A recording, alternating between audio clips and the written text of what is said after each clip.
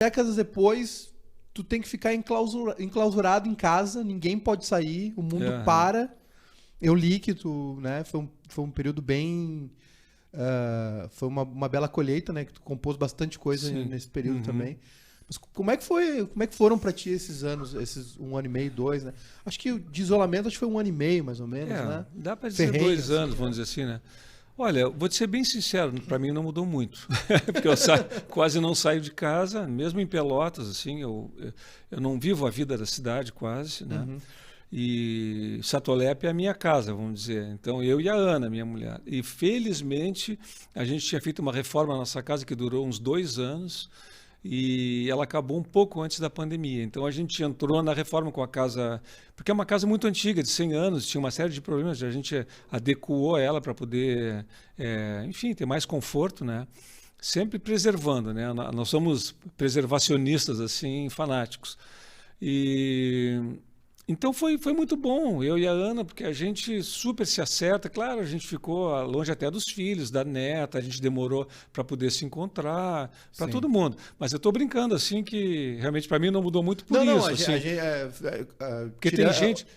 Trazendo para o nosso universo particular. Claro, externo, claro. Acho que e tem gente, por exemplo, da música que vive na estrada. Sim, claro. Eu não vivo na estrada, eu não faço show adoidado, entendeu? Sim. E então não cheguei a sentir esse baque, assim, o que eu vou fazer dentro de casa? Não, eu estou sempre, estando em casa, eu estou feliz, entende? Sim. Então, para mim, é um pouco até o contrário, assim. E aumentou a tua produção?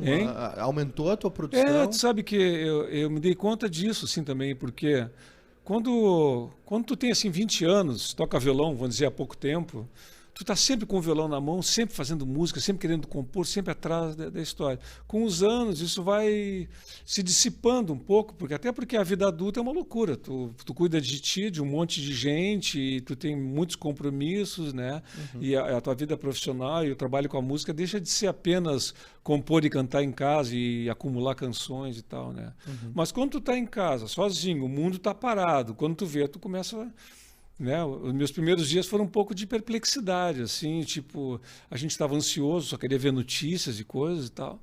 Mas aos poucos aí, quando eu vi, eu comecei a compor, fiz isso, fiz aquilo. Um dia, até sei quando começou esse ciclo caseiro aí, eu vi uma declaração do Munch, aquele pintor que fez o Grito, aquele quadro o norueguês, né?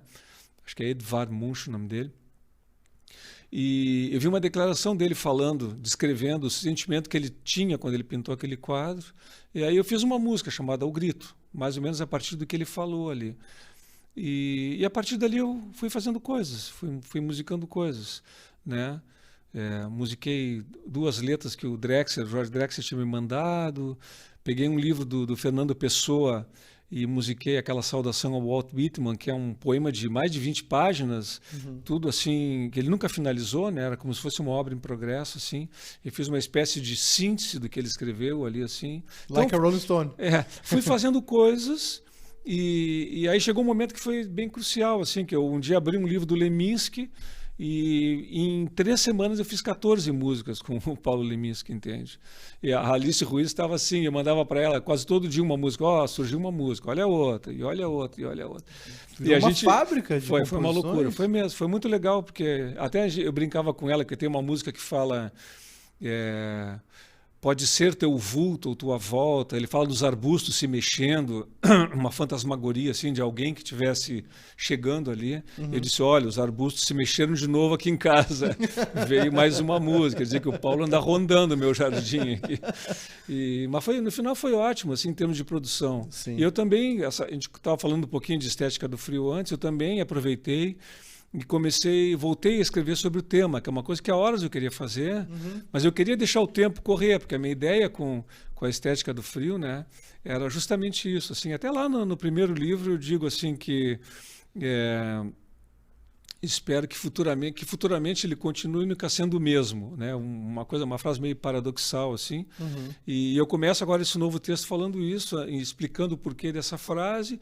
E escrevendo assim, mais aprofundado, desfazendo uma série de dúvidas que as pessoas sempre tiveram em relação a isso algumas interpretações, né? Sim.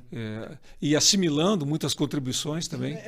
Eu ia te perguntar, Vitor, se a produção foi só musical ou literária também. Foi isso tá também. No teu horizonte mais livros, alguma coisa para... Então, para isso, eu estou voltado para esse texto da Estética do Frio. Aí foi pegando, já tenho, sei lá, algumas páginas escritas, né?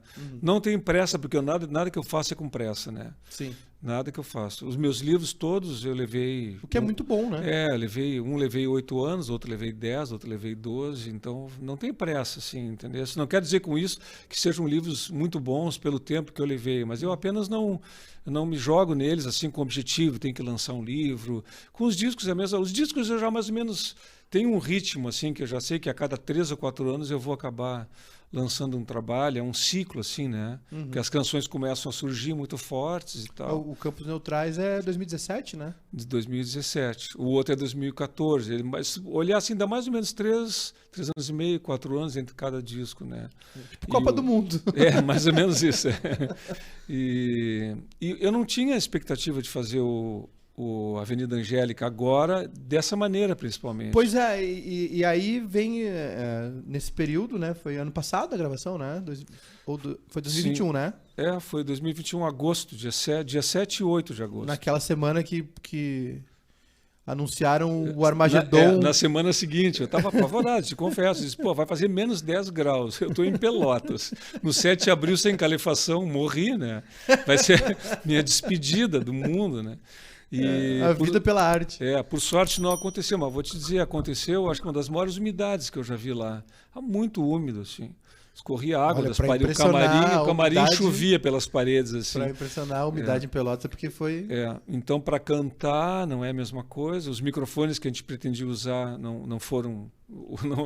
eles não aceitaram o lugar, né? Começaram a chiar, essas coisas, né? Mas sim, eu tinha meus microfones Neumann de show, que são muito bons também, quebraram o galho ali, a gente fez e tal. Então ficou uma noite para mim, Vitor, meio aventuresca, porque eu nunca tinha gravado ao vivo, entende? Então tudo para mim foi... E áudio e vídeo, né? Áudio e vídeo, exatamente. Né? Eu sempre fugi muito dos vídeos, assim, né? Nunca quis fazer. Nunca teve um DVD, né? Nunca quis fazer ao vivo, já tive proposta de fazer um filme sobre mim, eu nunca quis, porque disse, eu vou ter que aparecer, então não, né? Então nunca gostei muito disso, assim, não jogo bem esse jogo aí, né? Mas vocês são um casal preservacionista. Sim. Em algum momento tu vai ter que preservar a tua memória também, a tua obra. Pois é, não, mas tá preservado. Isso aí é egoísmo teu. Por aí, de outro jeito. Mas sabe que no final, assim, eu não sei se era... Eu também sou muito mais preocupado com a questão de som, e eu estava preocupado também com a minha performance ali, porque tu ficar 2 anos, vamos dizer assim, não chegou a 2, mas 1 ano e tanto, em casa, sem estar fazendo show. Aquelas músicas, né, eram novas. Muitas eu trabalhei, coisas de harmonia, assim, às vésperas de gravar e tal. Né?